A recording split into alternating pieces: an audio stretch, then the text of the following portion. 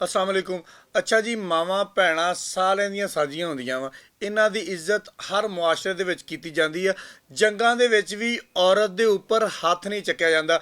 ਲੇਕਿਨ ਮੈਂ ਫੈਸਲਾਬਾਦ ਦੀ ਪੁਲਿਸ ਦੇ ਅੱਗੇ ਗੁਜ਼ਾਰਿਸ਼ ਕਰਾਂਗਾ, ਸਪੈਸ਼ਲੀ ਸੀਪੀਓ ਫੈਸਲਾਬਾਦ, ਆਰਪੀਓ ਫੈਸਲਾਬਾਦ, ਕਿ ਤੁਸੀਂ ਇਹ ਵੀਡੀਓ ਦੇਖੋ, ਫਿਰ ਤੁਸੀਂ ਦੱਸਣਾ ਕਿ ਤੁਸੀਂ ਇਹ ਲੋਕ ਕਿਸ ਮੁਆਸ਼ਰੇ 'ਚ ਲਿਆ ਕੇ ਭਰਤੀ ਕੀਤੇ ਸੀ।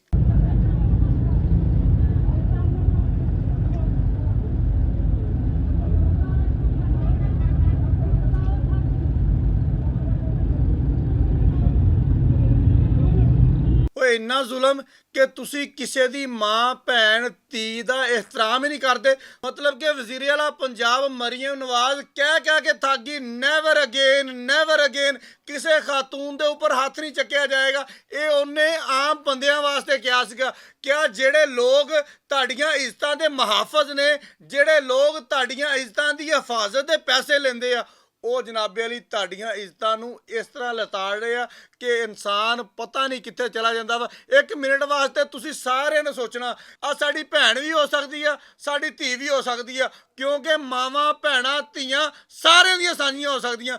ਅਗਰ ਤੁਹਾਡੀ ਸਾਡੀ ਮਾਂ ਭੈਣ ਦੇ ਨਾਲ, ਜਾਂ ਕਿਸੇ ਪੁਲਿਸ ਦੇ ਅਫਸਰ ਦੀ, ਜਾਂ ਕਿਸੇ ਸਿਆਸਤਦਾਨ ਦੇ, ਜਾਂ ਕਿਸੇ ਬਿਊਰੋਕਰੇਟ ਦੀ ਧੀ ਭੈਣ ਦੇ ਨਾਲ ਇਸ ਤਰ੍ਹਾਂ ਹੋਏਗਾ ਤੇ ਉਹ ਕਿੱਥੇ ਖਲੋਤਾ ਹੋਏਗਾ। ਮੈਂ ਗੁਜ਼ਾਰਿਸ਼ ਕਰਾਂਗਾ ਮਰੀਮ ਨਵਾਜ਼ ਨੂੰ ਕਿ ਮੈਡਮ ਇਹਦੇ ਉੱਪਰ ਕੋਈ ਇਦਾਂ ਦਾ ਐਕਸ਼ਨ ਲਵੋ ਤਾਂ ਕਿ ਆਇੰਦਾ ਕੋਈ ਟ੍ਰੈਫਿਕ ਵਾਰਡਨ ਕਿਸੇ ਤੇ ਹੱਥ ਚੁੱਕਣ ਦੀ ਜੁਰਤ ਨਾ ਕਰੇ।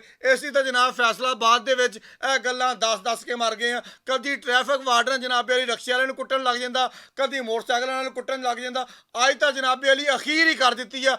ਜ਼ਰੇ ਯੂਨੀਵਰਸਿਟੀ ਵਾਲੇ ਇਸ਼ਾਰੇ ਦੇ ਉੱਪਰ ਟ੍ਰੈਫਿਕ ਵਾਰਡਨ ਸਾਹਿਬ 100 ਬੰਦੇ ਦੇ ਸਾਹਮਣੇ ਛੋਟੀਆਂ ਦੇ ਨਾਲ ਇੱਕ ਬੱਚੀ ਨੂੰ ਕੁੱਟਦਾ ਪਿਆ ਵਾ। ਮੈਂ ਫਿਰ ਜਨਾਬੀ ਵਾਲੀ ਇੱਥੇ ਵਜ਼ੀਰ ਆਲਾ ਪੰਜਾਬ ਨੂੰ ਕਹਾਂਗਾ ਕਿ ਮੈਡਮ ਸਾਡੇ ਫੈਸਲਾਬਾਦ ਦੇ ਵਿੱਚੋਂ ਸਾਰੀਆਂ ਟਾਲੀਆਂ ਵਢਾ ਦਿਓ, ਕਿਉਂਕਿ ਤੁਹਾਡਾ ਗ੍ਰੀਨ ਮਨਸੂਬਾ ਜਿਹੜਾ ਨਾ ਸ਼ਾਇਦ ਸਾਡੇ ਟ੍ਰੈਫਿਕ ਵਾਰਡਨ ਨੇ ਡਾਂਗਾ ਮਾਰਨ ਵਾਸਤੇ ਇਸਤੇਮਾਲ ਕਰ ਲਿਆ ਵਾ। ਉੱਥੇ ਜਨਾਬ ਟਾਲੀ ਲੱਗੀ ਹੋਈ ਆ, ਉਹਦੇ ਨਾਲ ਉਹ ਸੋਟਾ ਲਾਇਆ ਵਾ ਤੇ ਦੜਮ ਨਜ਼ਰ ਆ ਰਿਹਾ ਵੀਡੀਓ ਦੇ ਵਿੱਚ। ਮੈਂ ਨਹੀਂ ਕਹਿ ਰਿਹਾ, ਵੀਡੀਓ ਤੁਸੀਂ ਸਾਰਿਆਂ ਨੇ ਦੇਖ ਲਈ ਆ। ਹੁਣ ਜਨਾਬੀ ਵਾਲੀ ਅਸੀਂ ਗੁਜ਼ਾਰਿਸ਼ ਕਰਨੀ ਆ ਮਰੀਮ ਨਵਾਜ਼ ਨੂੰ ਕਿ ਇਹਨੂੰ ਇਬਰਤ ਦਾ ਨਿਸ਼ਾਨ ਬਣਾਇਆ ਜਾਵੇ। ਬਹੁਤ ਸ਼ੁਕਰੀਆ।